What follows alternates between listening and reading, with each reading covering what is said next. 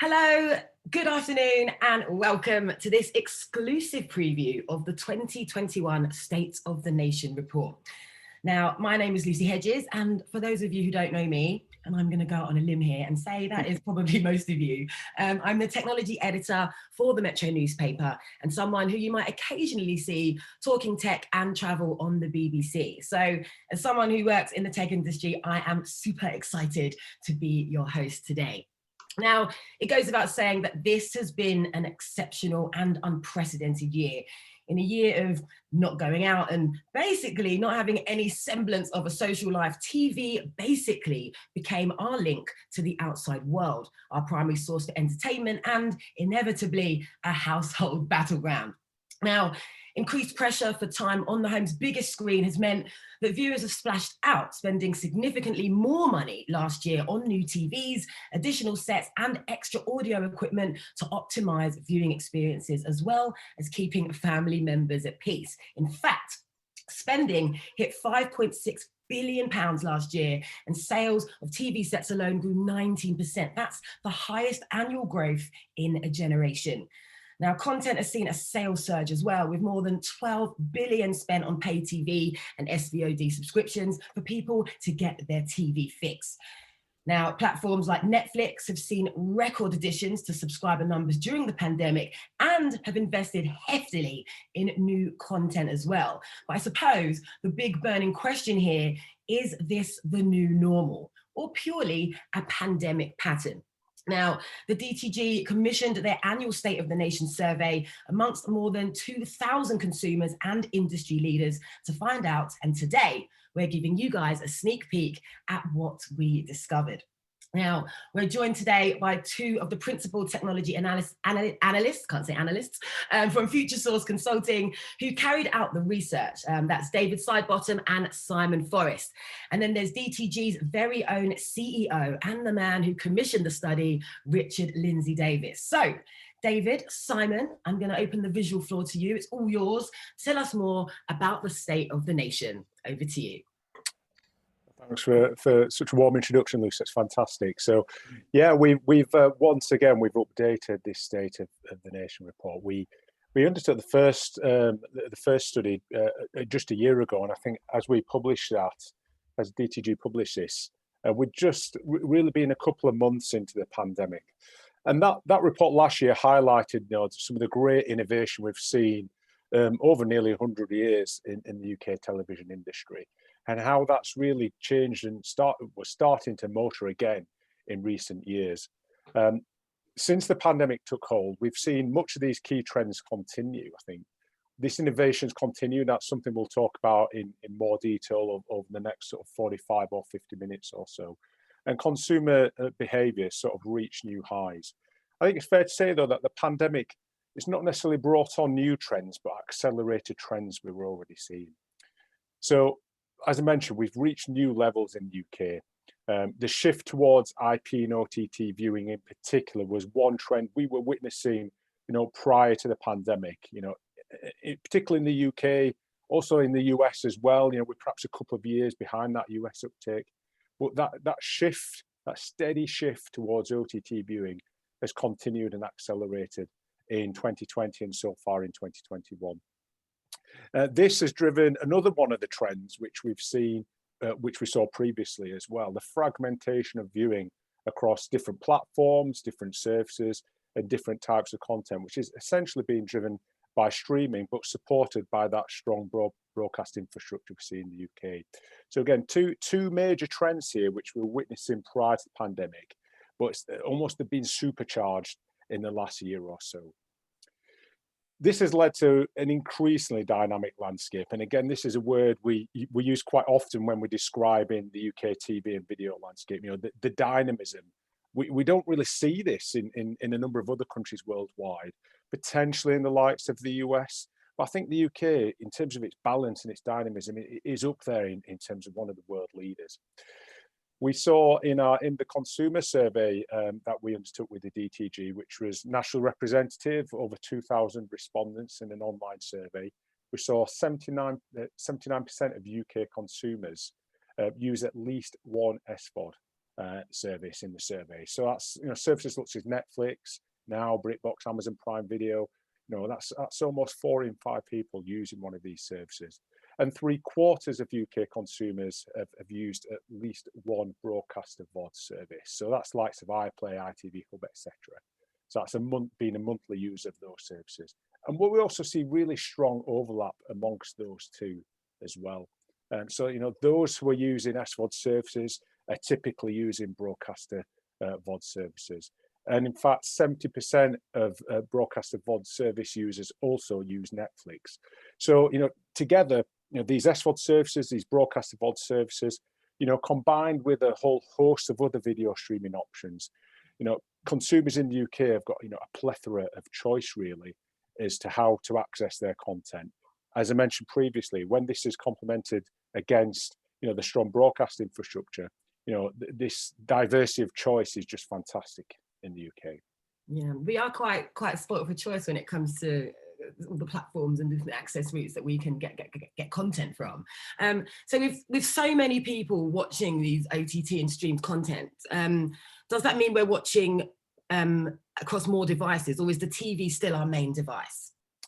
Yeah, that's a good question, because I think, you know, as we've seen in recent years, you know, the growth in streaming services, and, you know, the huge adoption of things like smartphones and tablets, you know, there's maybe a tendency to believe that, you know, we're seeing you know, people shift to these smaller screen devices, but this isn't necessarily the case, particularly for premium and full-length content such as, you know, TV shows and movies. And, you know, I think in the last year, it's, as you mentioned at the top there, we've seen the investment in the living room in particular, and particularly in content around the TV and the TV screen, hit these new levels.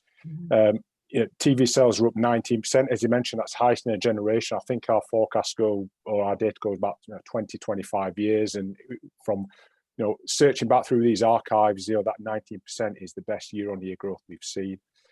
We saw record 4K TV sales in 2020, so over 4 million 4K TV sales.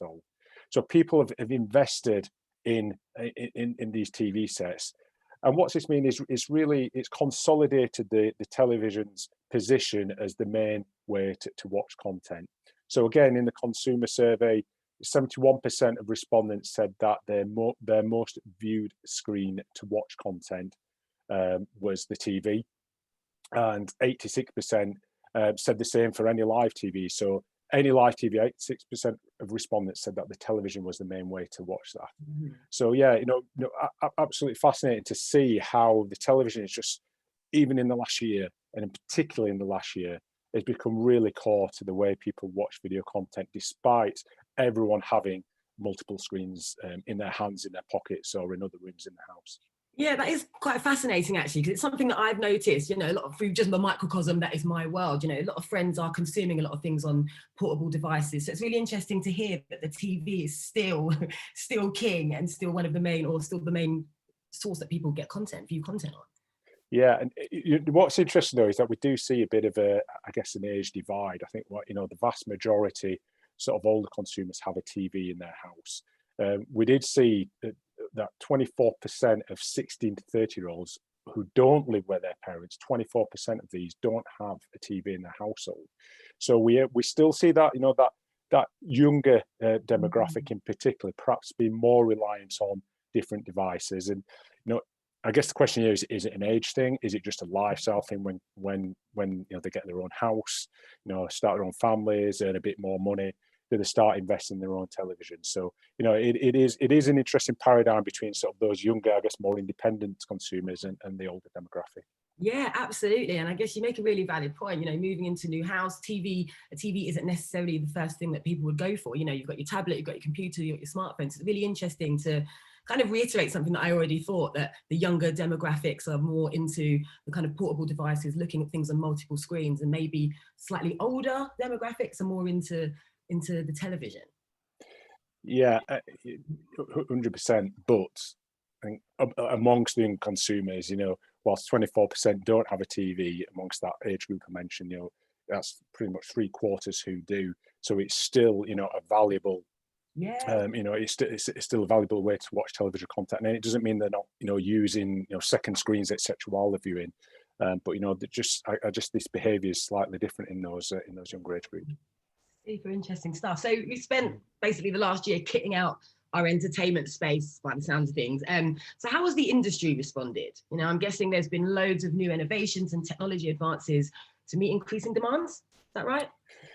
Yeah, again, it's something which we highlighted in last year's survey, and I think after the pandemic hit, we had probably a few months where sort of everyone was really getting to grips of what does this mean for me, and how does our industry and how does our businesses adapt as a result. But we've seen continued innovation despite these huge challenges of the pandemic, and we've seen UK companies in particular, the likes of BBC, Sky, BT Sport, ITV, etc., continuing to lead this innovation, and a lot of this innovation's been around both on the production side, but trying to drive improved consumer experiences.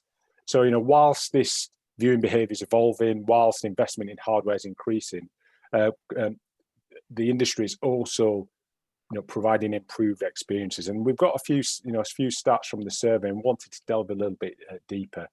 Particularly, regarding ease of use and simplicity. That fragmentation of viewing, for example, has meant that, contents and platforms have driven a desire for simplicity and seamless solutions. So, despite all this tech out there, people just still want something really simple, it's easy to understand, easy to view. In fact, when we asked in the survey, the most commonly quoted feature or trick or improvement respondents would like to see to improve their TV viewing experiences, all related to a better or a simpler user interface. So it's almost like the old adage of consumers not necessarily caring about the technology per se, but they care about what that technology does for them and how it improves their experience. Absolutely. And I think it's not just in this industry, but I think ease of use and simplicity is something that consumers really want across the board in all kind of areas. And I think there are areas in this instance where you do get a simplified UI, but you've got to kind of know where to look and what hardware is available, and there's such a smorgasbord of tech out there. It can be quite a mental minefield, and you don't know where to look. The technology is out there, and I think it's getting better in terms of simplicity, but I'm not sure brands are doing a good enough job of telling people about the simplicity of their user interfaces and their operating systems in order for people to be confident enough to use them. Yeah, so I guess it's a bit of a holy grail, particularly as we see, as I mentioned before, that fragmentation across people using so many different streaming services, as well as continuing to watch broadcast TV. So in the survey, of half of consumers agreed that they'd actually watch more TV shows and movie content if they could access them through one search feature rather than having to switch between different apps or services. So this concept of super aggregation we've talked about previously, and is going to be a hot topic for the next few years. Like I say, it's that holy grail. And 69% of TV owners said that the ability to switch between their favorite TV channel and streaming apps is an important feature they would consider when buying the next TV. So perhaps a little bit of food for thought there for some of the TV manufacturers and the platform providers when looking at designing the UIs on their future TVs. Yeah, absolutely. So staying within this realm of innovation, I've got a question. Our first question from one of our viewers, Tim Marshall. So any sign of 8K getting any traction anytime soon? Yeah, it's again another great question. Probably one as well that Sam, you might have an opinion on too. I think it's still very early days for 8K. We're still, I think we're close to 50% penetration of 4K TVs in the UK. But 8K is still in the very top end of TVs. There's still a significant content gap as well. So I think it's something we may see in 2 to 3 years, but right now there's still a little bit of a lull, at least from a consumer point of view there. I don't know, Simon, if you've got anything to add there. Yeah, I'd concur with that, really. Again, we see a lot of 8K when we go to the big shows and events, and the TV manufacturers are clearly positioning their screens for this. But again, it comes down to content, doesn't it? And the delivery of that content. It's actually challenging already to deliver 4K. And as we'll get on even further on, we talk about sustainability and, more bits, more data, it becomes even more challenging. And again, we looked at this last year, actually, we probably have a laugh about this, that we see the broadcasters still broadcasting, for example, news in standard def. They're still not moving to HD yet, and there's 4K to come. So yeah, I think it will move forward, but also we see consumers sort of seeing 4K and things like HDR being much more valuable to them than 8K resolution. So yeah, it's still to come. Yeah, it's still really nascent, isn't it? It's really new. And, 8K has been on the lips of the tech industry for so many years. But like you say, it's all about content and delivery of that content. And right now, sadly, it's really thin on the ground. So the focus, like you said, 4K, HDR, that kind of technology, a lot of people aren't that au fait with yet either. So it's about, we need to kind of stay in the 4K realm, I think, first. Yeah. And everyone get used to that, enjoy the content, and then make the shift to 8K eventually. Yeah. We do need to do that initially. So sorry to interject, but yeah, I can see, 8K will come, but it's through other means, with things like volumetric display and augmented reality. Those are the places that 8K really makes sense at the moment. So I can see that will sort of flow down into this ecosystem over time. So I'm not rolling it out, but yeah, it's of course. early days. What about you, Richard? What do you think about 8K? It's interesting, isn't it? So the one thing we've been brilliant at in the UK is getting television to everyone. So when we launched free to view television in kind of 2002, like 20 years ago, it got to everyone.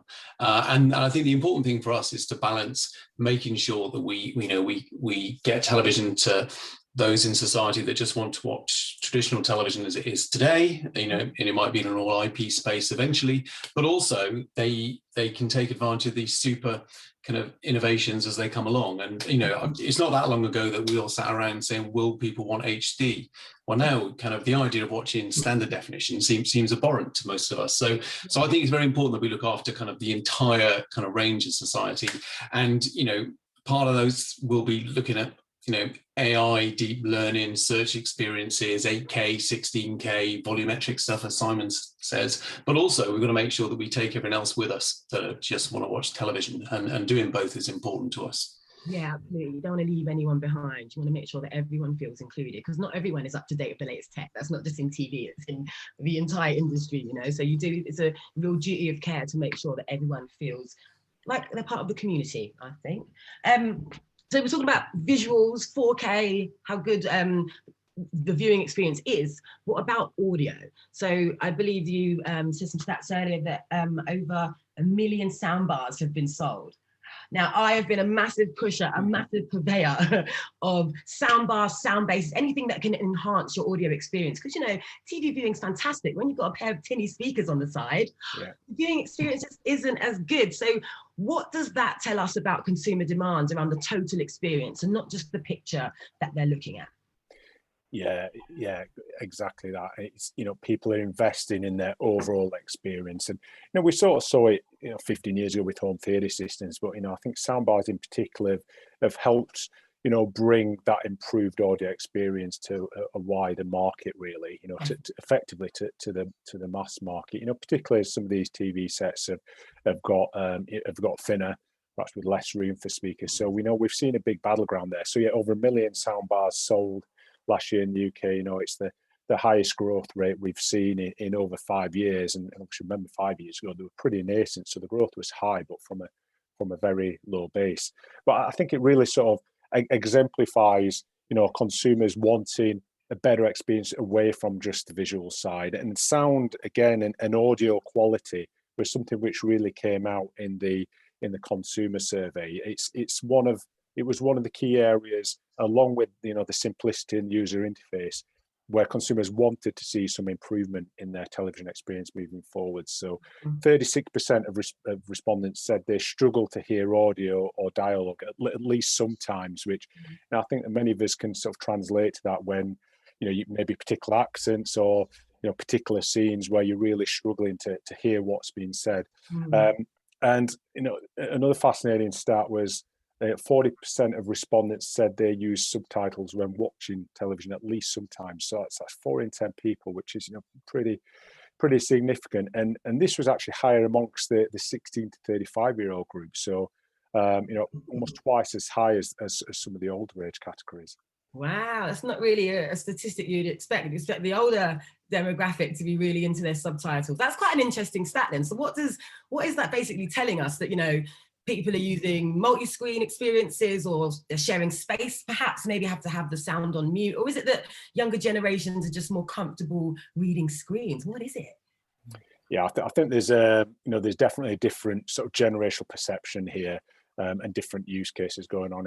Exactly what you mentioned. I think with the younger demographic, you know, multi-screen and multitasking is definitely common when watching TV shows. So I think it has become almost the norm in some of these younger generations. And I think combined with that, that struggle with some of the dialogue, what's going on, perhaps in a busy house or in a shared house, etc. So all of those things, it is, it's an area which it's a stat which surprised us, but you know, you could probably see it amongst some of your peers, also on some of your young peers in particular, and you know, it is an activity which has, like I said, just become the norm. I think the other thing is that cinemas come to the home this year. So, you know, the movie experience, we haven't been going out to, theatrical releases in cinemas. You know, most of them have come direct to the home. I'm sure some of us will get back to the cinema at some point, but that means that you want the best quality picture, the best audio experience you possibly can. And once you've got that, you don't want to go back. So I think, the fact that this last year has been extraordinary has actually made people embrace technologies that maybe they wouldn't have embraced. Yeah, absolutely. And am I right by saying there's some research that has led to a campaign called Turn on the Subtitles? Is that right, Richard? Do you know about this?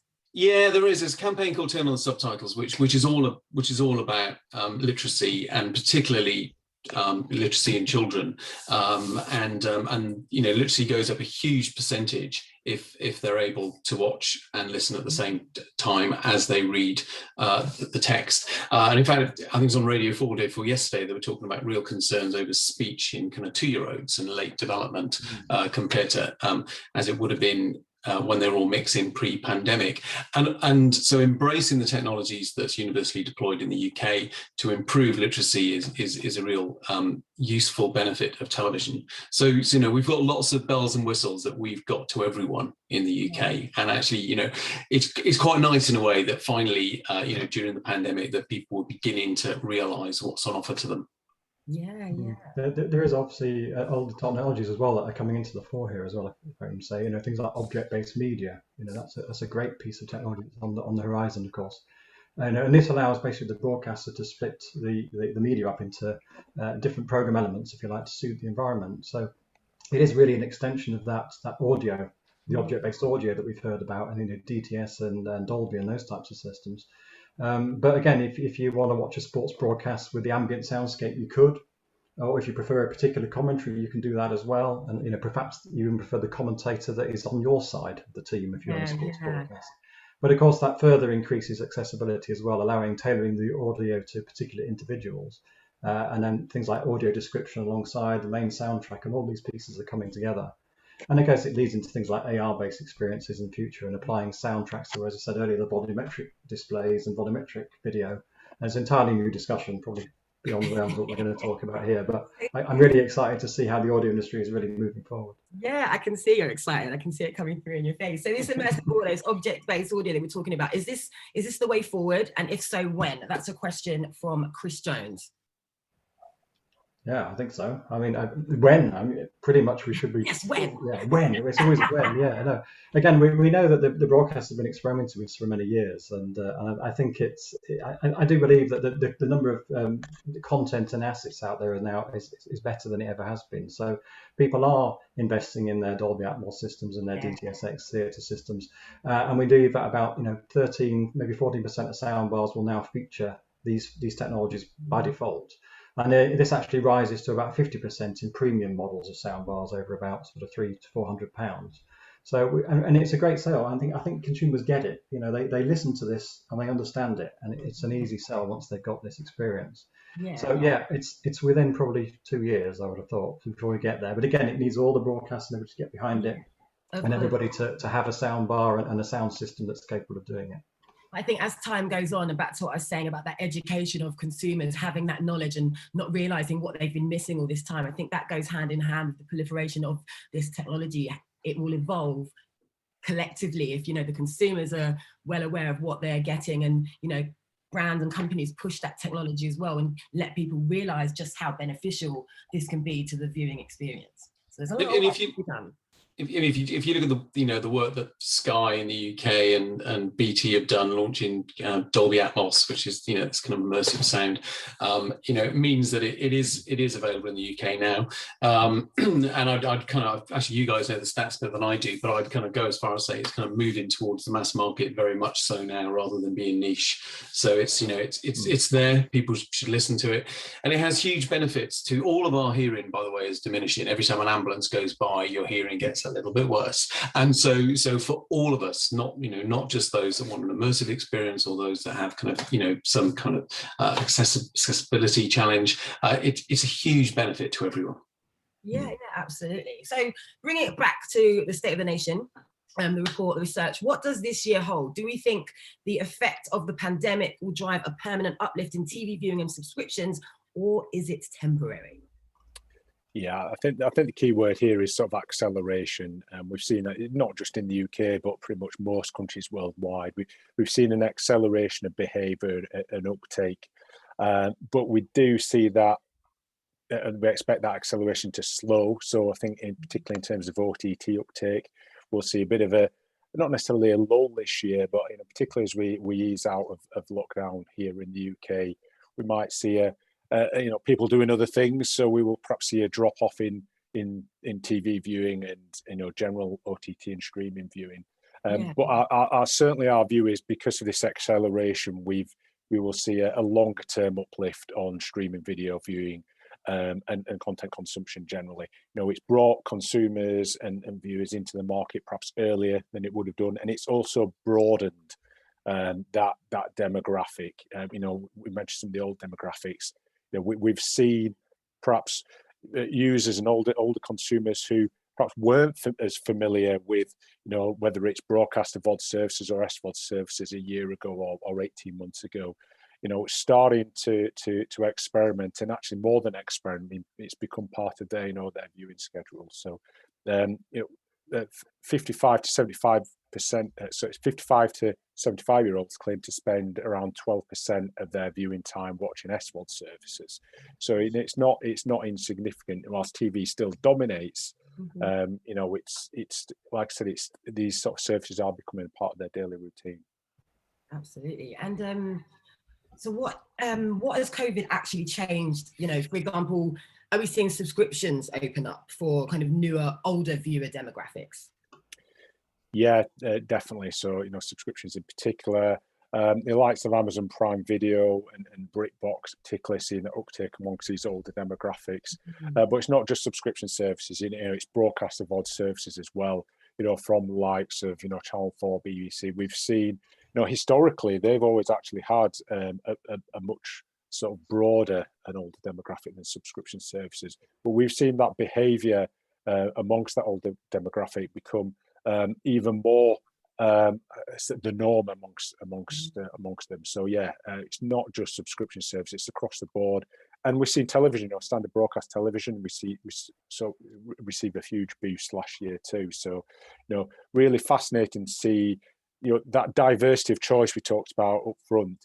You know, it's not one platform dominating, or it's not one service dominating. You know, people are sort of, you know, getting used to their own little routines of which services and what channels to watch each night, and sort of almost making their own sort of mini package where that's on a free from a free point of view, or actually paying for that content. I think it's just so important though, isn't it? This instant gratification, this customization of your viewing experience. It's so important to us now. So to be able to kind of pull in content from all different platforms and sources is just fantastic. These statistics are really, really eye-opening as to how people are now consuming content. It's really fascinating.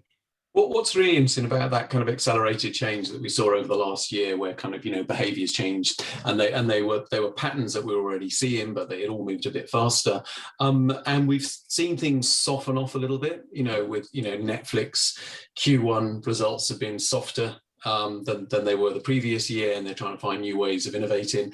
But there are certain patterns of behavior we think are here to stay. And I guess the big one for us, and it will probably be a kind of an inflection point in our entire industry, is as we move to this kind of personalized or IP enhanced environment, that audiences will change their behaviors, but industry will change their behaviors even faster. So what we've been very good at in the UK, and I'm super proud of our industry actually, over the last year, we went from rapidly, I remember doing a quick, let's do a work from home test 2 weeks before COVID. And the first lockdown came along, and we went from that to kind of remote production using kind of 4G and 5G, and sort of some of the stuff they did on Spring Watch and stuff very, very quickly. It became super interesting, and they found new ways of working as an industry. But also we found new ways of reaching consumers. And the one thing that we've always done at the D2G is pull the entire industry together, so that there's a huge collective benefit of scale to everyone that's in the business of television. So we're really proud of our industry and what we did in the last year, right the way from entertaining, making people laugh, making them cry, and teaching kids. But we've got to take all those benefits forward now into this, as I said, this kind of inflection point, if you like, into this kind of much more IP space that we're going to see in the future. And this year, I think decisions will be made that will affect a generation of television viewers. So it's really important that kind of people turn up and get engaged with us at the DTG. Yeah. So this is going to be an important year. Super exciting as well, actually. Yeah. It's kind of our industry has never stood still. We are all very, very excited about the entire thing, as you can tell. Yeah, well, I don't think you can stay still. The industry won't allow it. It's constantly evolving. You're constantly having to recalibrate and change, and it's amazing. It's exciting. Got another question. Oh no, that's not coming yet. So taking one step further, then let's talk a little bit about these evolving services and ensuring inclusivity and accessibility for all. Can you tell us a little bit about that? Yeah, I can step in if you like on that one. Yeah, so the device manufacturers, they're all offering support for subtitling, for example, and closed captions where available. You'll sometimes obviously see these options for things like audio description and alternative audio streams dependent on the content being broadcast. Now, if you look at things like Netflix and Amazon Prime today, subtitles can be toggled on and off with a couple of button presses on the remote. But it's also possible to adjust things like the text size, the typeface, even the shadowing and the color of the captions. Although you probably find that many of these elements actually are hidden in the accessibility settings in the product configuration, or otherwise actually part of your account settings. So arguably they're not as obvious, but they are sort of set and forget, if you like. But of course, I think that this goes much further than accessibility simply for viewers with some kind of, say, hearing or visual impairment. For example, we identified there's a lot of foreign content now on the OTT streaming services. One study in the US put Netflix content at about 45% of foreign titles. So if you think about that, in almost every case, English subtitles are available, but equally captions are there for viewers that require content in different languages. And again, Netflix have got about, I think we believe, 62 languages overall on their service. So the nice thing is that it's allowing, obviously, the Netflixes and the Amazons of the world to extend their content as well, and not actually have to have it in the local language. Yeah, it really is fantastic what they're doing, actually, the way they've kind of upped their game in that department over the last year or so. It's something that I've definitely noticed. So it's fantastic they've done that. Yeah, and then other technologies that we're sort of watching, on the technology front, we've got things like the adoption and penetration of Bluetooth 5.2, which is also known as Bluetooth Low Energy Audio, or LE Audio for short. Now again, this new standard overhauls how audio is transmitted. It's predominantly aimed at the true wireless market and the headphones market, but I think the applications go much wider. And really, just for the viewers here, the benefit of Bluetooth 5.2 is that it standardizes multi-stream audio. So this allows a source such as your smartphone or your television to transmit multiple synchronized streams of audio with a much reduced latency. Mm-hmm. And basically, it's possible to send multiple streams to different headsets. So we might see the technology employed in things like hearing aids. There's a feature in Bluetooth called audio broadcast, which will enable that integration into devices as your hearing aid. And it will support simultaneous endpoints, as I said earlier. So each listener could actually receive their own personalized audio channel with different volume levels, or even the audio descriptors that we mentioned earlier. So everybody sits together in the same room, they enjoy the same content, but they each have an audio stream tailored to their specific needs. So we see the technology coming into smartphones now, and true wireless products, the headphones, but we expect the smart TV vendors and probably the soundbar vendors will also place this in, probably starting towards the end of next year. Yeah, and I think the bonus of this kind of technology is that it's ultimately transmitting less data over a smaller range. So you're more likely to get an undisrupted audio experience because of the low energy technology that's involved in that Bluetooth LE. So that's hopefully something we're seeing a lot more of. I definitely hear a lot about it being in hearing aids and kind of other assistive technology. So I definitely think it's something we're definitely going to hear a lot more of. I've got a couple of questions from the floor, so I'm going to fire them out there to you guys. What are the predictions for 5G and its impact on the industry? That's from Carrie Wotton. That's an interesting one. That's a technology question, so it's probably mine. It's got the digit 5 and the letter G in it. It's probably mine. Yeah, so I've been monitoring this for a while now, and we certainly see 5G being useful as a broadcast point, if you like, because obviously you're using that on smartphones and tablets and other devices ultimately. But the interesting thing for me is how the industry goes forward with 5G and whether they start to think about using 5G broadcast facilities for television services and digital radio services and others in the future.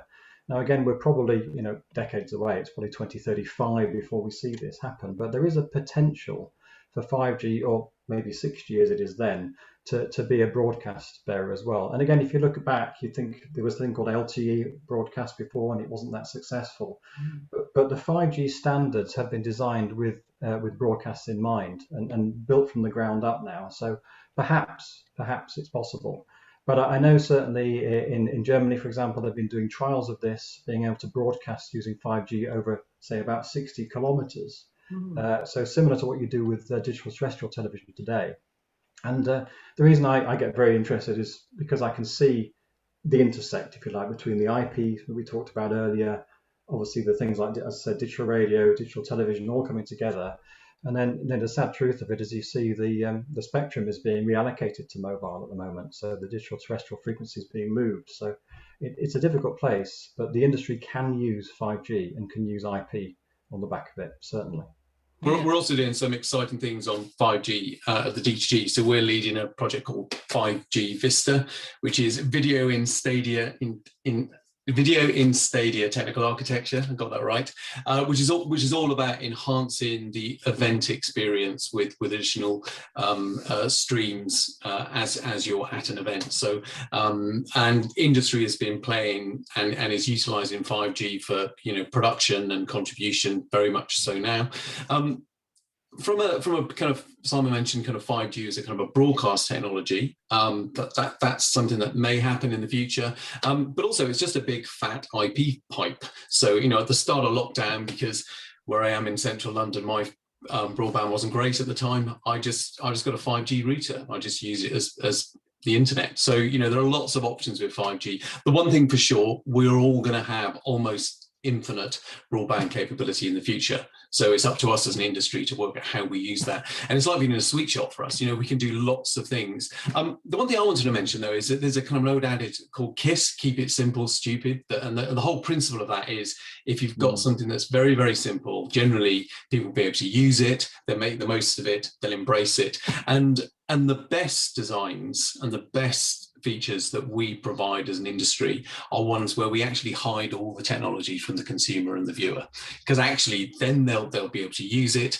They won't have to worry about how they configure their router or how their one device interacts with the other device. What we really want is everything to be plug and play, super easy search, serving up the content that's going to delight audiences, as we've done for many, many years.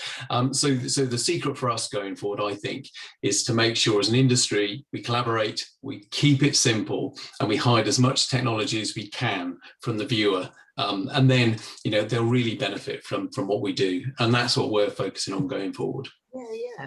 So, consumers are demanding these enhanced experiences, but also, like you say, simplicity and ease of use is key, and maybe not being exposed to the technology and the inner workings of what they're using. So how is the industry then responding and balancing the demand for increased complexity and more simplicity simultaneously? Well, the good thing is that there are tools like AI and kind of deep learning that actually can predict what you want to watch. So rather than serving up examples of 100 different shows that you might want to watch, and then basically you need to plow through them anyway, in the future, because it will be able to learn and look at your behaviors, not just what you watched last and what time of day it is, but many other data points, that we will begin to hide some of these bits of technology from viewers. But I think Simon's going to come in there as well. Yeah, I was going to add, the AI sort of leads neatly onto, things like voice interfaces. We're seeing that obviously deployed very widely now, but the reason why I think it's not this, it's a really complex technology and it's a difficult thing to make happen, but actually it helps shortcut the user interface experience for the user, and it helps them find the content quickly. We believe about 18% of smart TVs now have like built-in voice technology today, and that is increasing all the time. And indeed, the pay TV industry, as we know, has already embraced the technology widely, because it basically leads to monetizable exchanges very quickly. If I can use voice to find the content quickly as a consumer, I'm more likely to just engage with that piece of content and get involved, and we can obviously then surface other content that's relevant, as Richard says, with AI. And then the other piece, of course, which everyone on the call probably aware of, is things like hybrid TV services now taking initiatives such as DVB-I, which promise to provide this seamless experience between IP and broadcast. And as Richard quite well, make it simple. There's no reason why we couldn't put niche audiences on IP and broadcast continues alongside. So I think there's an opportunity there. Yeah, absolutely. So we've talked about innovating for the consumer, but what about the bigger picture? So in the news, in the past couple of weeks, we've seen the UK double down on its climate commitments, and the US has followed suit. So what is the industry doing to address climate change and sustainability? I know we mentioned this earlier, and this is something you really want to talk about, Simon. So let's find out what's happening in the world of sustainability. Yeah, great. So environmental sustainability used to be that thing that people got beaten over the head with, didn't they? Well, I've planted my tree, so I'm done. It's kind of synonymous with like just tree hugging and wearing plant-based nappies or things like that. Well, that's it, yeah. But again, I think the video industry is really actively investing now in technological solutions rather than just offsetting and doing things like purchasing green credits and thinking about their actual scope 1 and scope 2 emissions is a key piece here. And again, the film and television industry, especially here in the UK, is really engaged with this. And you're probably aware of the Albert carbon calculator. Certainly, Lucy, you'll be available. You'll recognise this. But again, all the major UK broadcasters now, alongside Netflix, actually are using this calculator. And actually, for those who are unaware, you'll see this Albert footprint, the sustainability logo at the end of each program that's been credited with this. But I know this year there was a new version of the calculator, and carbon neutrality is now vital in this industry. So any UK commissioned production must actually offset their remaining emissions in order to qualify for the Albert certification. This isn't necessary for other countries if anything's outside of the UK currently, but you can see how this is going to follow suit. So yeah, now you can see maybe that how Albert might develop. Although today they don't specify any of the equipment pieces, you can imagine in future that maybe they will look at what equipment you're using, because it'd be unfair at this stage to specify that equipment X is better than equipment Y because of their environmental impact. But you could see maybe that would lead to the future of this. But again, the industry is doing things like replacing diesel generation with rechargeable batteries. There's a lot more software-based solutions now, less shipping of the hardware, fewer flights, and of course the COVID pandemic has really helped sort of showcase that you can do remote production with fewer staff on location. Other things we're seeing is that the games and the graphics engines that you sort of see in gaming are actually being used to replace physical sets, and now you've got virtual sets. And also there is a transition, as we know, not just in the consumer side, but in the broadcast industries to the IP-based solutions. So that enables that industry to take advantage of, if you like, IT's sustainability objectives, things like clouds and data centers. things like virtualization and multi-tenancy, all of those pieces are fitting together now. Yeah. Now, the consumer electronics side, that has a completely different set of metrics. We've all heard about the AAA rated appliances and stuff, and the consumers do get that. And despite actually having more electronic gadgets in our homes, the energy efficiency directives that have been out there are actually having a positive impact. In fact, domestic electricity consumption in the UK is now about 13% lower than it was a decade ago, despite the fact we have more devices. But nevertheless, the televisions out there, we believe, consumed around about 5.4 terawatt hours of electricity in the UK. That's a lot of electricity. We expect this to increase slightly in 2025, basically because we're getting larger sets, UHD sets. But there's also an important distinction here, because there's what we know as energy intensity, which is what the television uses in terms of energy, in terms of kilowatt hours, but also carbon intensity. And basically, carbon intensity is steadily reducing because the UK government is investing in green alternatives. So although your television stays the same in power usage, it actually becomes less impactful over time, would you believe? And then in America, for example, the CTA and the NCTA have now extended set-top box energy savings initiatives out into 2025. And they're going to set maximum power levels for the non-DVR set-top boxes by an average of 43% from the 2021 levels. So you can see that there's a lot of interest really from the industry in making sure they continue on their green strategies. Yeah, it really is quite interesting, actually. Fascinating just what kind of moves companies and the industry is making to make it more sustainable as a whole. You went through a lot of interesting points there. So there's a lot of work that's being done, but as you pointed out, there's still a lot of work to be done, I guess. Yeah, and as I said, I think everyone now realizes they have a responsibility for it. The industry knows that they can reduce their carbon footprint. Yeah. No one's pointing at each other anymore as they were before. They're actually getting the point that actually, if they all do their bit, they will actually lower carbon footprint. Yeah, yeah. But it is also a challenge for the industry, because there is no way of actually measuring each part, the whole ecosystem, if you like. So an example might be using, as we said, artificial intelligence to maybe reduce bit rates of video. But do we know whether the cost of using the artificial intelligence is more or less, impactful than actually having the video delivered as it is today? The industry has to work this out, and it's an interesting time. Yeah, definitely. So what about the consumers then? This is the industry. The industry knows that, we need to move towards a sustainable future. Is it important for the consumer as well? Yeah, no, it was something that we asked specifically. David and I put this into the consumer research, and our survey discovered that consumers are basically recognizing their influences on sustainability. 34% of UK consumers, for example, understand that their choice of video service has an impact on the environment. And if I bring up the stats here, again, 37% were also aware that streaming in a higher resolution would typically use more energy. And the nice stat on the right here is interesting. 45% of video streamers said they would actually pay more for a green streaming alternative. Wow. Now, the reason this is very interesting is that it opens up the ability for the industry to maybe charge a little bit extra. The consumers in our survey suggested that about £1 a month would be appropriate. So you're now getting £12 a year extra from each of those SVOD subscribers. And that can be reinvested into the green initiatives. So we see that this is certainly opening up the opportunity for the industry to deal with the sustainability. And so you could see, Amazon Prime or Netflix or whoever, offering a green alternative, not just standard def and high def and 4K, but possibly a green button as well. And if the consumers don't see necessarily a difference in their video, in quality and the audio, yeah, I think they will stay there, and make it easy for them. Yeah. So then the industry, of course, is also contemplating now, delivering video services maybe in a format appropriate for the type of content and also for the viewing device. So, why not obviously do 4K HDR for films, but maybe high definition and standard SDR for news. Yeah, absolutely. And then, as I highlighted earlier, that technology can help. It's no longer just offsetting. AI-based solutions, as I mentioned. So why not, say, a leading TV manufacturer partner with a major SVOD provider, and they can deliver lower quality streams potentially that are then upscaled at the TV using the artificial intelligence engines there.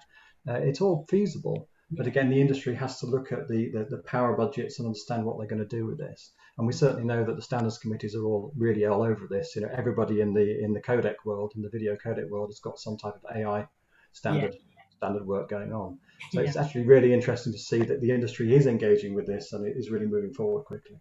Yeah, absolutely. It really is interesting to see what kind of moves are being made to push that forward. And we've got a question here that's quite interesting. What about repair and reuse? So should there be a bigger push for trade-in and trade-ups? I would have thought so. I mean, yes, certainly. We saw at at CES, Samsung putting a lot of emphasis on things like having reusable batteries or rechargeable handsets and stuff. They recognise that they're throwing lots of batteries into landfill every year. Things like televisions, I don't think they break down as often as they used to, but yeah, there should be an opportunity now. And certainly we see a lot of the repair and reuse in things like smartphones. There's a lot of push now for those manufacturers to do something that allows them to change the battery easily or fix a broken screen, for example. So I think it is a big part of this. Again, that's the solution that we know exists, and it's about manufacturing and making sure that the tools are available for the consumers to be able to open them up and change those parts. Yeah, absolutely. I think the other thing is, we've got a long history of moving your prime TV into the second room or into the bedroom or passing it down to your kids, and so television actually weirdly has been one of the key reuse of consumer electronics that we've done for some time. I think the other critical thing is to make sure that we balance the way that people install televisions. So we talk about the power usage of super high bright pictures and wonderful colors, etc.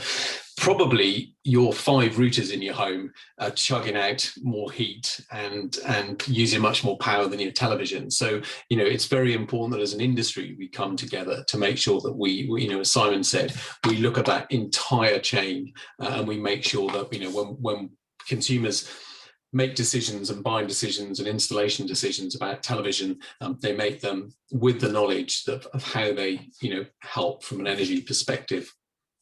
Yeah, I mean, I can add to that as well. It does come back to that, as you said, that mix of equipment, if you like. So if you think about it, smart TV should be the only device you need, really.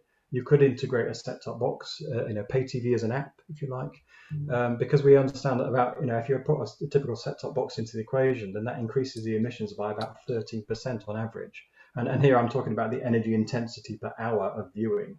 That device sits there in the corner recording, of course, at night. They're not that as energy efficient as they should be. Of course, the counter to that is you can upgrade your TV with a set-top box or a stick. So it's kind of, it's a super complex environment we live in. And the reality is that kind of, often some of the more innovative solutions have come to the market by operators such as Sky that have, produced Sky Q, which is, one of the most advanced set-top boxes in the world and provides a brilliant service. So, it's all a balance. But the key thing for us, actually, I think, is to make sure that we give the right information to consumers so they can make informed decisions, the same as any other part of their lives. Yeah, 100%. I think the information and the education is key, and that is ultimately what is going to help the industry move forward. Definitely. Well, I'm very conscious of the time, and I've got some questions that I really want to fire at you before we close this off. So, do you think the evolution of IP linear services will enable wider access of European content normally limited to satellite availability? That's from Nigel Prankard. Do you want me to take that? Anyone want to grab that one?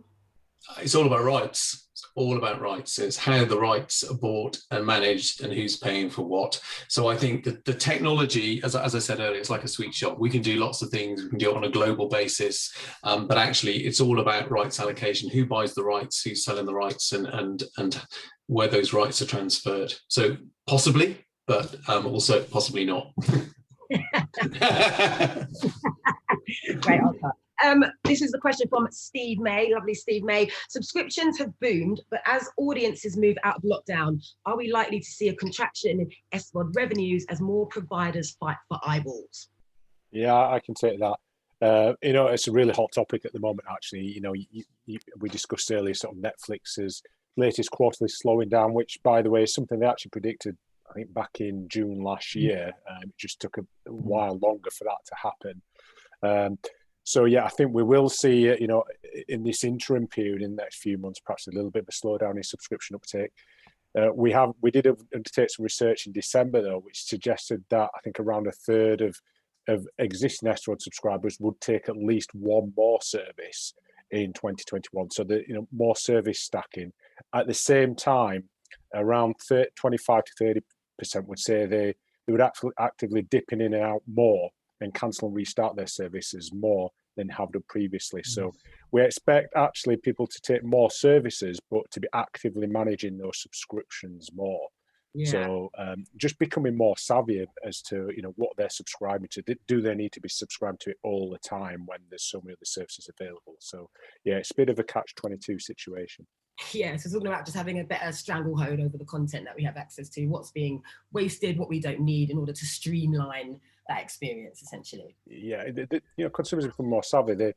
They know they're beginning to learn what's on Netflix and what they can get on other services or broadcast VOD services. So they'll effectively surfing between services. So we will see them actively manage these services more. But I don't think we'll see a dip in revenue. To be fair, I think we are expecting continued double-digit growth in subscription revenues in 2021 and beyond. Awesome. And our final question, what is the panel's view on the semiconductor supply chain issues? How will it affect consumer electronics? It's a difficult one, isn't it? Because they're trying very, very hard to recover the situation. I mean, certainly the automotive industry is suffering. We heard that Jaguar Land Rover, I think, have closed the site this week, actually, I think, for a short pace of time. And then we hear that the smartphone industry is suffering as well. So it's basically the high volume industries are struggling this time. But again, I think the companies like TSMC and who are manufacturing these chips, they're actually building more fabs. It takes time. It's going to take a lot of effort. Intel put a lot of investment in here as well. So yeah, I think it's just a case of the oil industry is aware of this, but I've not heard of it necessarily hitting the television industry yet. Yeah. No, and I think that way. But by now, just in case, I guess that'll support our industry. On a more serious note, though, we have one of the world's best innovative industries in our sector, and actually, whatever it throws at us, whether it's silicon shortages, the pandemic, spectrum issues, IP issues, whatever it is, our industry in the UK has managed to overcome it, and we've led the world. And it's really important that we don't lose sight of that. I think we've just kind of quite comfortable with it. We're used to having some of the best research engineers in the world, some of the best innovators. We've got, the leading market in Europe for innovation, and we shouldn't forget that. And that's not necessarily going to continue unless we continue to get the support from government and industry to do it. So, the big message for us is, the state of the nation is great. We've had a wonderful year, actually, a remarkable year. A year back, I think we were all on tenterhooks thinking that it might, be a very difficult year. We've had a great year in our sector. And we're very fortunate to be in that position. And it's up to us actually to make sure we continue that innovation. So, people like Tim Davey, Oliver Dowden, Boris support us. We are one of the jewels in your crown as an industry, and we've got to make sure that we keep that up. And I think that is a fantastic sentiment to end this wonderful sneak peek at the State of the Nation report on. Richard, thank you so much. And David and Simon, your insight has been absolutely fascinating. I hope you guys watching have really taken home some food for thought, and they've given you something to think about. If you're eager to know more and dig into some of these awesome killer stats, the DGT State of the Nation report will be out next week, made available to DGT members at reports.dgt.org.uk. Also, an event for your diary, so get your mental pen out or your actual physical pen. Wave of Change. The 2021 DTG Summit is now open for registration and will be taking place on Wednesday, the 8th of July. So just go to dtgsummit.com and register and get involved. Unfortunately, 14:58, that's all we've got time for. I want to thank my panelists again. I think you've been fantastic. I knew this was going to be a great event, great insight, and a little bit of fun as well, while reiterating the importance of what the DTG does and the importance of this research moving forward. So all that's left to say is thank you and goodbye. Thanks, Lucy. Yeah.